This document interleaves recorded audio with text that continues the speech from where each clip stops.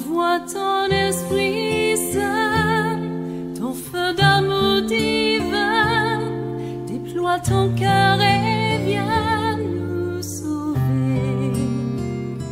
Délivre-nous de nous, délivre-nous de tout ce qui refuse en nous de t'aimer. Du sang de ton agneau, déverse en nous le flot des abondantes eaux de ton pardon. Viens inonder nos vies, restaure-nous, guéris ton Église.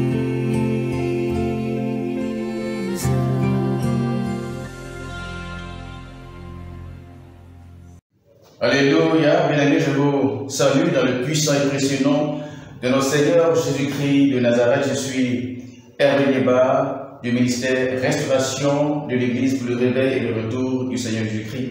Nous croyons que le Seigneur Jésus-Christ arrive, nous croyons que le Seigneur Jésus-Christ est à la porte et nous croyons que son royaume va se manifester pleinement sur la terre.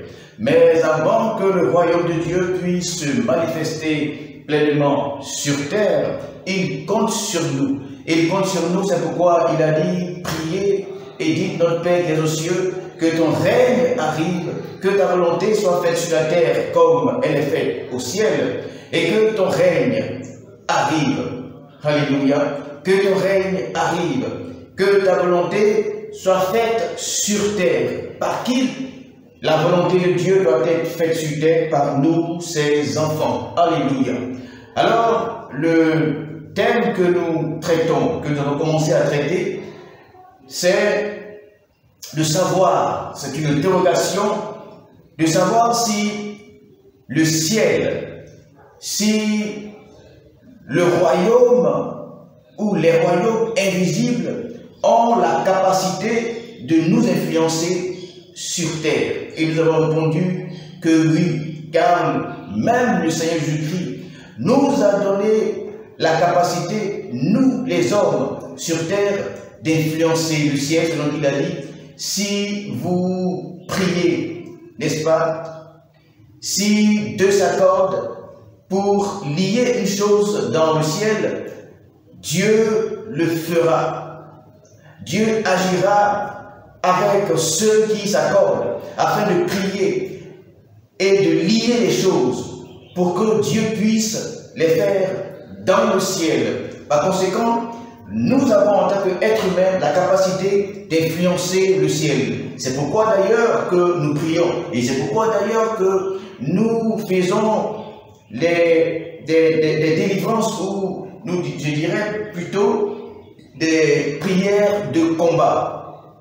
Alors, les prières de combat nous amènent, sinon les prières de combat nous donnent à influencer le ciel, selon qu'il est dit dans Matthieu 28, chapitre 28, verset 18. Voici, je vous donne le pouvoir de marcher sur les serpents, sur les scorpions, sur toute la puissance de l'ennemi, et rien ne pourra vous nuire, dit le Seigneur. Alors, il nous donne le pouvoir de marcher sur les serpents, et nous savons que les serpents, c'est l'identité, n'est-ce pas, de Satan, du diable, qui est invisible, dont le règne est en haut de nous, il est spirituel. Le Seigneur nous donne le pouvoir de marcher, de combattre et d'influencer les puissances d'en haut. L'apôtre Paul pourra dire également dans Éphésiens que nous n'avons pas à combattre contre la chair ni le sang, mais les principautés, les autorités, les dominations, les esprits dans les lieux célestes.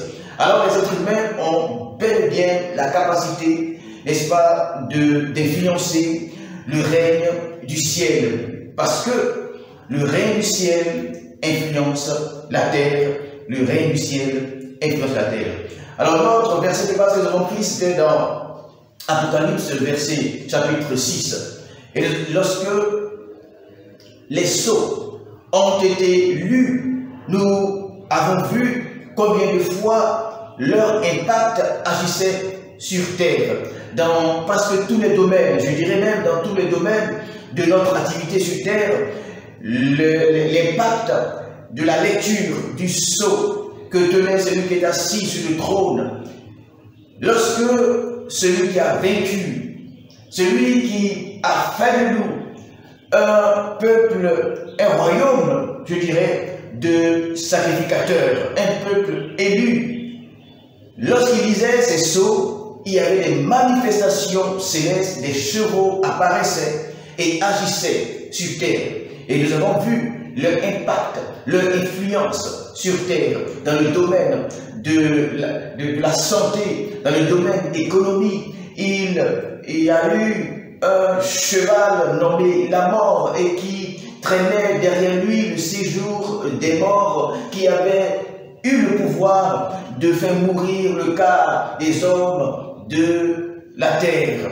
Alors, oui, le ciel, oui, les royaumes invisibles agissent sur terre. Est-ce que le royaume invisible, l'invisible, agit également sur la politique? Nous avons dit oui, étant donné que les êtres humains sur terre sont influencés, quels que soient les niveaux, les êtres humains sur terre sont influencés, que ce soit ministre, président, directeur, quelles que soient nos responsabilités, nos différentes responsabilités. Oui, nous pouvons être influencés par le monde invisible. Dans cette lancée-là, sur ce sujet-là, pour voir comment est-ce que le royaume de Dieu, au-delà des esprits, peut influencer sur terre. Nous pensons que le royaume de Dieu peut influencer sur terre par différents moyens, différentes façons. Alors, rapidement, nous allons lire quelques passages. Dieu donne une recommandation à son peuple lorsque celui-ci voulait conquérir Canaan. Dieu lui dit, je lis dans le livre de Deutéronome au chapitre 28, verset 1, « Si tu obéis à la voix de l'Éternel, ton Dieu, en observant et en mettant en pratique tous les commandements que je te prescris aujourd'hui, l'Éternel, ton Dieu, te donnera la supériorité sur toutes les nations de la terre. » Voici une promesse que Dieu fait, une promesse que Dieu donne à son peuple, de lui donner la supériorité. Et son peuple, ici, expressément, il s'agit d'Israël. Et il faut rappeler que Dieu choisit pratiquement, Dieu choisit Israël pour que Israël soit un exemple sur la terre concernant les nations. Israël est donc comme une maison témoin, comme Dieu crée Adam, afin que les hommes puissent refléter Adam dans sa nature ou dans sa posture de celui qui est identique à Dieu, celui qui est soumis à Dieu, celui qui obéit à la voix de l'Éternel. Alors, tous les êtres humains qui seront donc issus d'Adam refléteront Adam, la nature d'Adam, le comportement d'Adam et le caractère d'Adam soumis à Dieu. Mais malheureusement, Adam a désobéi. Adam, qui est cette maison témoin, va désobéir. Alors Israël également est prise par Dieu comme ou présentée à l'humanité, devrait être, je dirais, je préfère cela, présentée à l'humanité comme une maison témoin. J'utilise ce temps parce que souvent nous faisons l'erreur de regarder Israël aujourd'hui comme cette nation parfaite de Dieu.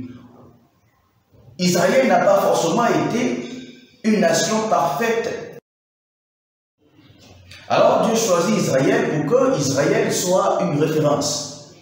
Dieu soumet donc Israël a ses principes, ses lois et sa volonté, afin qu'Israël puisse respecter la volonté de Dieu. Mais nous savons à travers la parole de Dieu qu'Israël n'a pas respecté en réalité la parole de Dieu. Et donc, Israël n'est pas devenu cette nation parfaite que Dieu voudrait qu'elle soit. Et donc, il faut faire la différence entre la volonté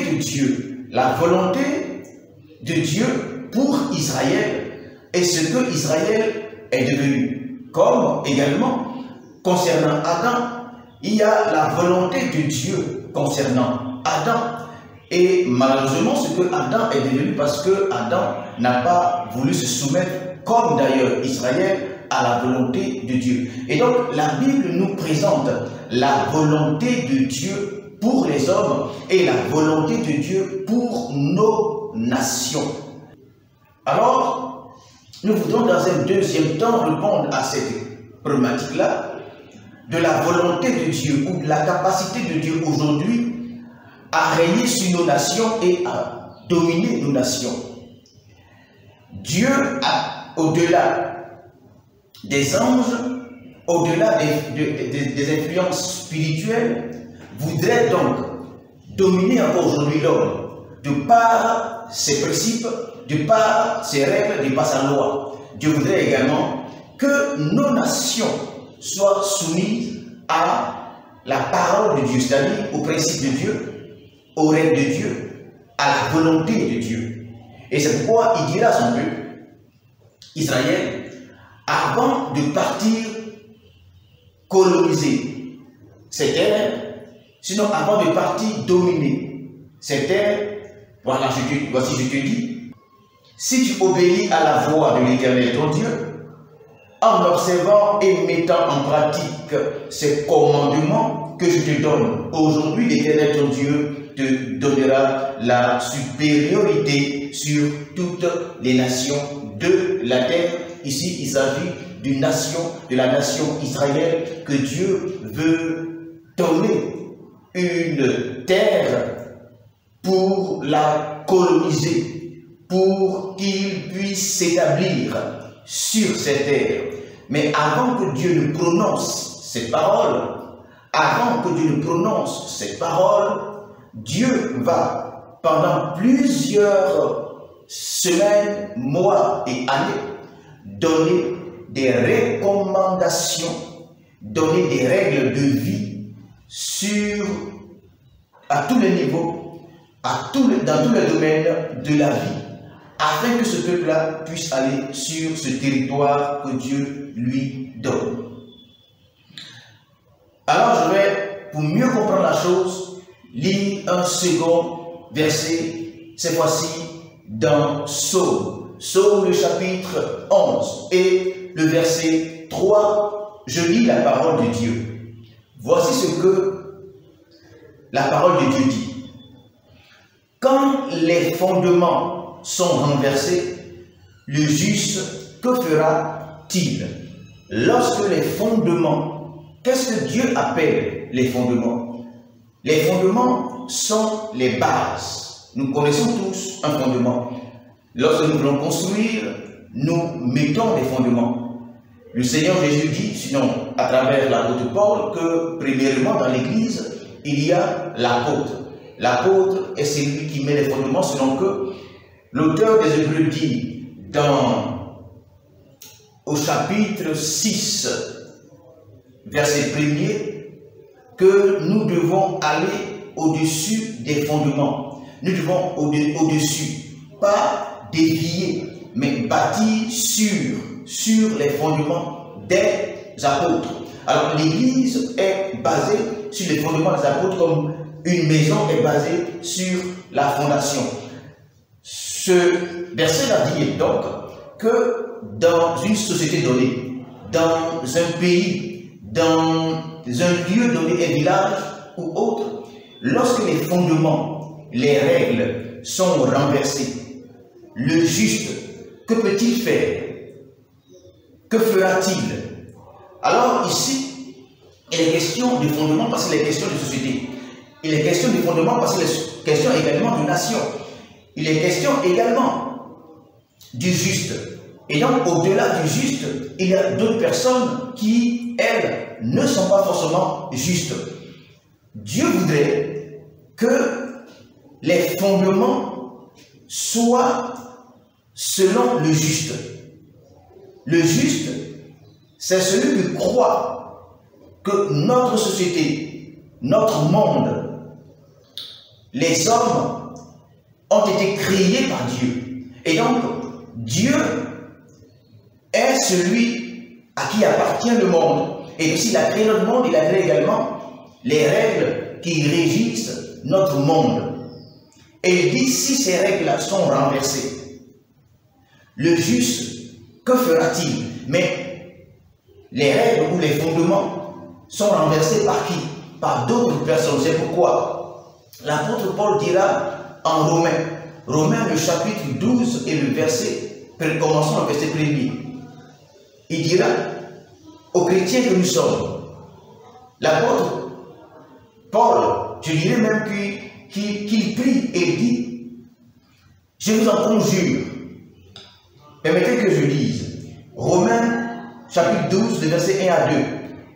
Je vous exhorte donc, mes frères, par les compassions de Dieu, à offrir votre corps, vos corps, comme un sacrifice vivant, saint, agréable à Dieu. Du sang de ton agneau, déverse en nous le flot, les abondantes eaux de ton pain. Viens inonder nos vies, restaure-nous, guéris ton Église. Du sang de ton agneau, déverse en nous le flot, les abondantes